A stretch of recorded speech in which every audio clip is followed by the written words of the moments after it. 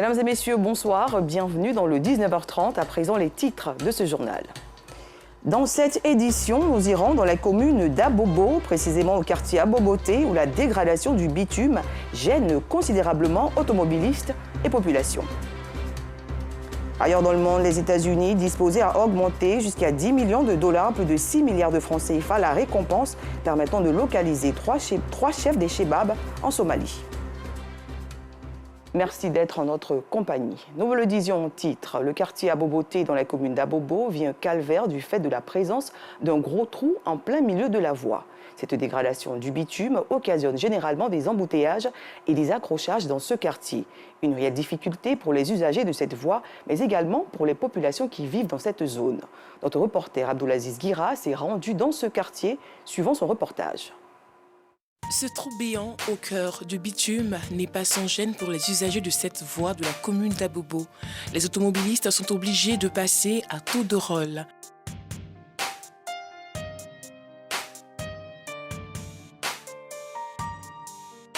Cette situation constitue une réelle cause de ralentissement de la circulation, provoquant ainsi des embouteillages. Ça nous fatigue beaucoup. Si l'État pouvait nous aider vraiment, ça allait nous faire plaisir. Ça ralentit même, ça crée des bouchons même ici. Quand c'est gâté comme ça, vraiment, ça ne nous arrange pas.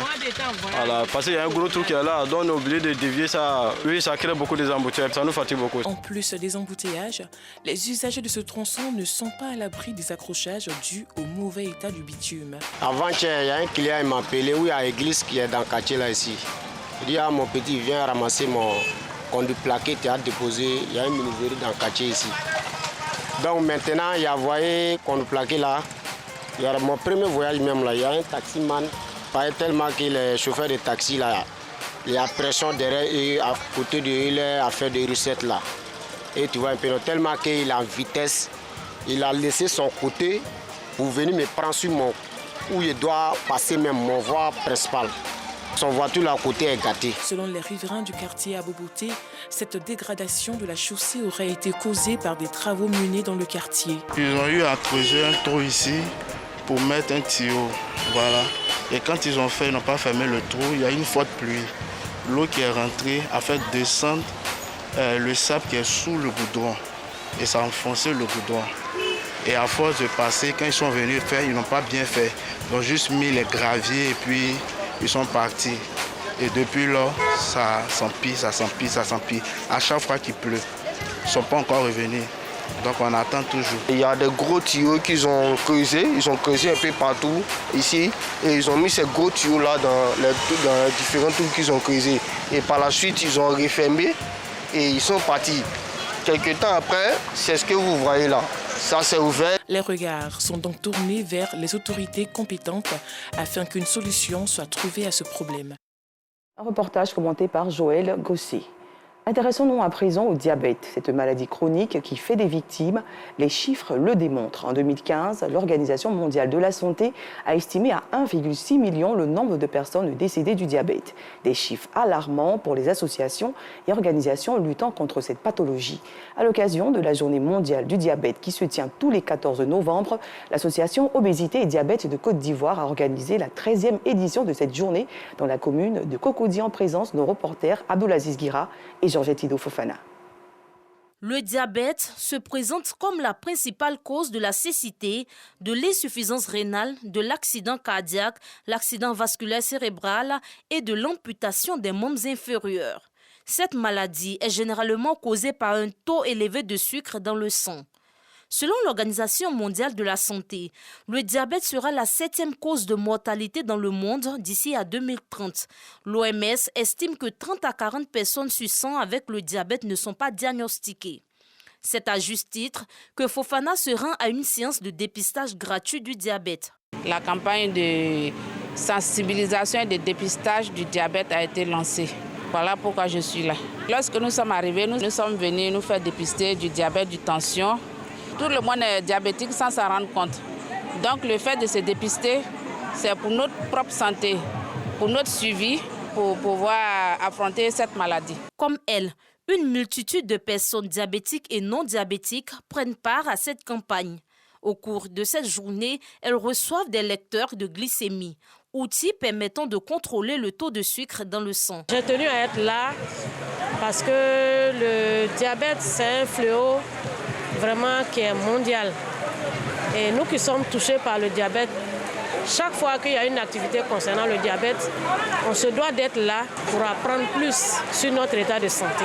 Tous ceux qui se sont déplacés ont eu un appareil. C'est très important dans la mesure où chaque matin, avant de prendre le petit déjeuner, on mesure son taux de glycémie. C'est bien de connaître son taux. Si c'est monté, tu le sais. C'est un immense plaisir pour nous de participer à cette activité.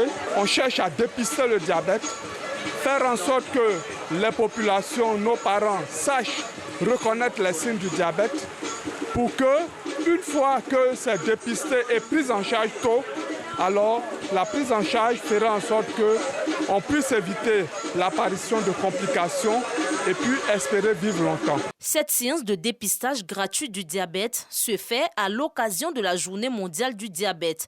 Elle est initiée par l'Association Obésité et Diabète de Côte d'Ivoire en collaboration avec l'Association syndicale de la JB1. Aujourd'hui est un jour solennel pour la ODCI et également pour la Fédération internationale du diabète. Nous avons décidé aujourd'hui d'organiser les manifestations, à savoir une grande marche populaire qui a eu lieu depuis 6h30 du matin. Ensuite, le dépistage et la sensibilisation pour le compte du diabète, mais également d'autres facteurs de risque associés. Nous profitons donc pour leur offrir des lecteurs de glycémie à tous les diabétiques de Côte d'Ivoire et leur demander d'adhérer à la couverture maladie universelle qui va leur permettre de pouvoir bénéficier des bilans diagnostiques, des bilans de complications et également de la prise en charge en termes d'insulinothérapie, d'insuline et donc de médicaments pour le diabète. La séance de dépistage gratuit du diabète organisée par l'Association Obésité et Diabète de Côte d'Ivoire est à sa 13e édition. La Journée mondiale du diabète est célébrée chaque 14 novembre à travers le monde. Bonne nouvelle pour les populations de Gros-Gros dans la ville de Tiébissou. Après avoir reçu les clés d'un centre de santé le 20 mars dernier, les populations de cette localité bénéficient aujourd'hui d'une ambulance médicalisée. Ce don du ministère de la Santé s'est fait en présence des forces vives de la région et de notre reporter Anicette Conan-Blessing.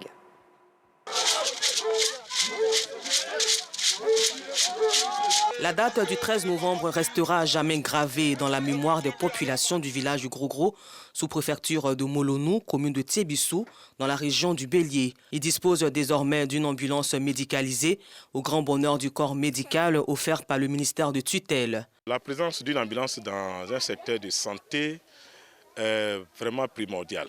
Primordiale dans le sens qu'elle évite à nos parents de subir plusieurs conséquences. Et la plus grave des conséquences, c'est le décès.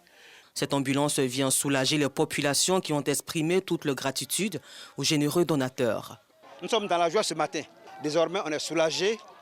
Devant tous les cas de figure, on pourra donc évacuer nos parents à Tiébissou. Les remerciements vont au président de la République, son Excellence Alassane Ouattara, dont la politique sociale s'exprime par la construction des infrastructures de base. Il faut d'abord rendre gloire à Dieu et remercier son Excellence le président Alassane Ouattara qui a compris que nos parents, certains sont dans la difficulté pour que ce village de Gros-Gros et ses environs ait cette ambulance pour évacuer nos frères, nos mamans, nos enfants malades vers la ville. Occasion toute trouvée pour le préfet de région d'inviter les populations à se rendre désormais à l'hôpital pour leurs besoins médicaux et surtout prendre soin de ce présent. Grâce au programme social du gouvernement ivoirien, les populations de Gros-Gros vivront désormais dans de meilleures conditions. Le tutorat, une réalité à l'Université Polytechnique de Mans. Recommandé par le système LMD, licence, master et doctorat dans les établissements d'enseignement supérieur, l'institution enregistre de forts taux de réussite grâce à ce système. Mais qu'est-ce que le tutorat? Comment l'applique-t-on pour réussir? Les réponses dans ce reportage de Gervais Kouassi du bureau régional de RTI Mans. La bonne performance de l'Université Polytechnique de Mans faisant d'elle, selon les statistiques du ministère du tutelle, leader dans le paysage de l'enseignement public supérieur, est en grande partie liée au système du tutorat. Le tutorat est une modalité de formation individualisée qui met en face un tuteur, en l'occurrence ici un enseignant, et un apprenant, notamment l'étudiant. Donc le tuteur ici, il a pour rôle de guider l'étudiant à l'apprentissage, à la formation, mais surtout en apportant des réponses personnalisées à l'étudiant.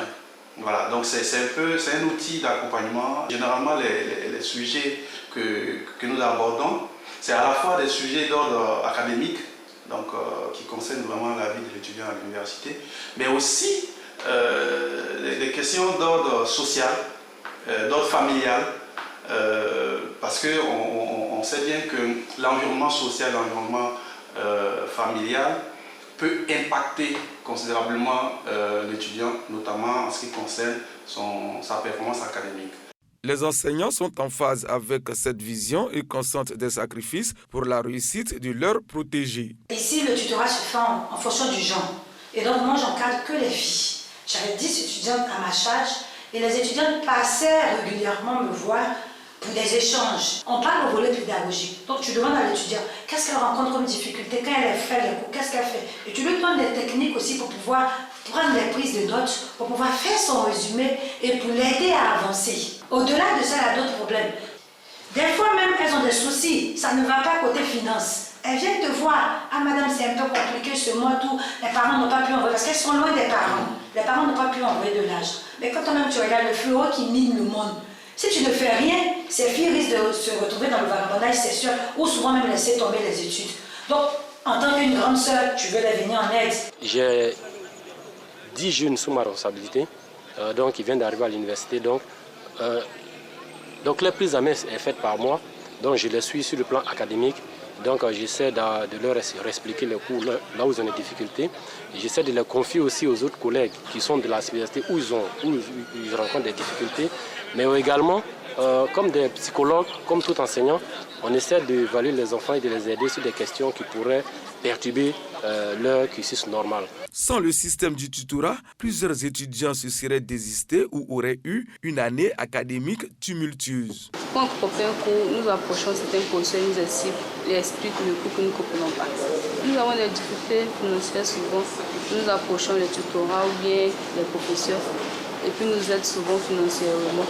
Ma tutrice qui a toujours été là pour moi, qui m'a motivée, m'a beaucoup donné des conseils, m'a encouragée. Elle m'appelait chaque fois, quand j'étais découragée, même quand je n'avais même plus confiance en moi, je ne savais même pas où mettre les pieds. Elle était là pour moi, elle était presque toujours là pour moi. J'avais perdu mon père l'an dernier et j'ai vu mon tuteur, docteur André, qui m'a donné des moyens financiers pour pouvoir me déplacer au funérailles de mon père. Et même si c'était un peu compliqué, il m'a donné aussi des conseils et j'ai réussi mon examen, j'ai validé à 100% et je suis en licence 2. Cheville ouvrière de la mise en œuvre du tutorat à l'Université Polytechnique de Mans, le président de cette institution fait ce plaidoyer. Il nous faudrait un budget pour pouvoir soutenir et surtout les enseignants qui, dès la rentrée, reçoivent de l'ordre de 10 étudiants à parrainer, donc à tutorer, qui donnent les orientations nécessaires, qui peuvent interpeller certains de leurs collègues pour pouvoir donner des renforcements de capacités à ces étudiants. Cela demande des efforts supplémentaires, mais si nous avons un appui financier en termes d'heures complémentaires ou en termes d'heures supplémentaires pour pouvoir prendre en charge cette situation, nous allons donc demander d'aller plus loin dans l'encadrement pour améliorer le rendement de nos étudiants. Il faudra désormais compter avec l'Université Polytechnique de Mans pour la formation de l'élite de demain, nous ont confié étudiants et enseignants avec à leur tête le professeur Lassina Koulibaly. Une page de culture dans ce journal. La commune du Plateau a récemment abrité une cérémonie de distinction de personnalités des médias et acteurs culturels initiée par les promoteurs du concert du groupe Zouglou, les patrons au Zénith de Paris. Cette cérémonie est un symbole de reconnaissance et d'encouragement à ces personnalités qui contribuent à la promotion de la musique Zouglou depuis sa création dans les années 90. Un tour à l'international, le Royaume-Uni a annoncé aujourd'hui le retrait anticipé de ses militaires actuellement déployés au Mali. Ce retrait se justifie par le recours de la junte au pouvoir au groupe paramilitaire russe Wagner. Le contingent du Royaume-Uni quittera la mission de la paix de l'ONU plus tôt que prévu, a indiqué le secrétaire d'État aux forces armées devant la Chambre des communes. Les États-Unis disposaient d'augmenter jusqu'à 10 millions de dollars, plus de 6 milliards de francs CFA, la récompense permettant de localiser 3 chefs des Chebab en Somalie. L'annonce a été faite aujourd'hui Rappelons que la Somalie est le théâtre d'une sanglante recrudescence d'attaques du groupe islamique radical ces dernières années. Il est avec nous tous les lundis pour défendre les intérêts du service sport de la RTI. Lui, c'est Salif Ouattara. Bonsoir Salif. Bonsoir Madame Avec Rousseau. vous, l'actualité sportive du week-end sera au cœur des échanges. Mais avant, suivons ce compte rendu de Aude Alébé. La Côte d'Ivoire, à travers la Fédération ivoirienne de football FIF et la Confédération africaine de football CAF, viennent de paraffer le protocole d'accord d'accueil de la 34e édition de la Coupe d'Afrique des Nations de football. Pour marquer le coup, la FIFA, à travers une lettre de confirmation, approuve le COCAN comme le comité local d'organisation de la CAN 2023. Des actes qui consacrent définitivement la tenue de la compétition dans notre pays. Nous entendons démontrer que l'hospitalité n'est pas seulement accueil de l'autre, mais respect et tolérance de l'autre dans sa différence et sa diversité culturelle. Ce moment est d'abord celui de mon pays, la Côte d'Ivoire. Je pense particulièrement à mon prédécesseur, Feu Sidi Diallo, à tous les membres de son équipe et au ministre Lobognon. C'est eux qui ont obtenu cette compétition en 2014.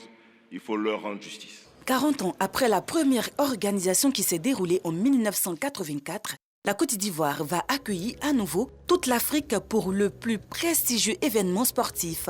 Un rendez-vous qui doit porter la marque de l'excellence. L'énergie et l'aura du président de la République, son Excellence M. Alassane Ouattara, ont su enfin redonner à notre pays. Cette CAN 2023 fera vibrer tout un peuple. Cette CAN 2023 que nous rendrons si belle, si festive, si fraternelle, pour qu'elle fasse rayonner l'Afrique sur la planète football et sur la planète tout court. Prochain challenge pour le COCAN, la réussite de la cérémonie du tirage au sort prévue en septembre 2023 en terre ivoirienne. Alors Salif, dites-nous, que représente la signature de ce protocole d'accord et d'accueil? Alors, cela veut dire simplement et concrètement que la Côte d'Ivoire est définitivement le pays organisateur de cette compétition, la Coupe d'Afrique des Nations 2023, qui aura lieu en janvier-février 2024. Alors, quel bilan à ce jour au niveau organisationnel? Au niveau organisationnel, il faut dire qu'il y a beaucoup de choses qui sont en train d'être faites, surtout au niveau des infrastructures non sportives. Vous avez pu le constater ici même à Abidjan, il y a beaucoup de travaux de bitume et même à l'intérieur du pays aussi, les ponts et les voiries sont en train de sortir. Ensuite, vous avez aussi au niveau des infrastructures non sportives, les hôpitaux qui sont en train d'être mis à un niveau standard, aux normes que la CAF a demandé. Donc également. Dans différentes localités, vous allez voir qu'il y a des centres hospitaliers régionaux ou CHU qui sont installés. En tout cas, tout un matériel technique dédié pour cette compétition. Et ensuite, au niveau aussi des réceptifs hôteliers, il y a beaucoup de choses qui se font, notamment les cités CAN prévues par le COCAN lui-même, qui est à l'œuvre pour que cette CAN-là soit une réussite. Alors revenons un peu sur les stades qui vont abriter la CAN dans les différentes régions de Côte d'Ivoire. Alors, on a pu constater que la voirie qui mène directement au stade de San Pedro est presque achevée au niveau de ce bitume-là. Cela veut dire que le stade lui-même, il est à un taux de réalisation de pratiquement 80%. Au niveau de Boaké, je pense que c'est bon. En tout cas, l'héliport et tout est sorti de terre à ce niveau-là. Les tests sont en cours pour mettre le stade à niveau s'il y a quelques imperfections. Au niveau de Koro également, les travaux avancent bien. On a pu constater là-bas aussi pratiquement 80%. Et puis, en attendant la communication officielle de l'ONS qui tient là-bas au niveau de toutes ces informations. Alors, dites-nous, revenons sur cette compétition à Gagnoa où s'est déroulé un rallye dans la nuit. Oui, un rallye de nuit, effectivement, pour célébrer avec les populations. Vous savez qu'on tend vers la fin de l'année, donc un rallye de nuit dans la sobriété et dans l'efficacité. Ça s'est bien passé, il y avait de la belle ambiance. La population également a participé au jeu. Le rallye de nuit était sécurisé et les pilotes qui avaient beaucoup plus de difficultés parce que là, il fallait garder l'œil vif, il fallait être vigilant, il fallait avoir voit beaucoup de réactivité. Et à ce jeu-là, c'est Gary Chen et Romain Comas qui ont fini leader de ce championnat SSV qui a commencé depuis le mois de janvier, qui s'achève à Gagnoa. Très beau spectacle pour les populations de Gagnoa alors. Du spectacle, effectivement, je pense que la population en redemande. Il faut, pourquoi pas, vous-même, venir de temps en temps assister à ce spectacle. Pas de problème. Merci Salif pour ces informations. Merci Madame. Nous échangeons de l'actualité sportive du week-end avec Salif Ouattara et les journalistes au service sport de la RTI. C'est la fin de cette édition. Merci de l'avoir suivi. Alassane Pargendrabo sera avec vous demain pour le point de l'information.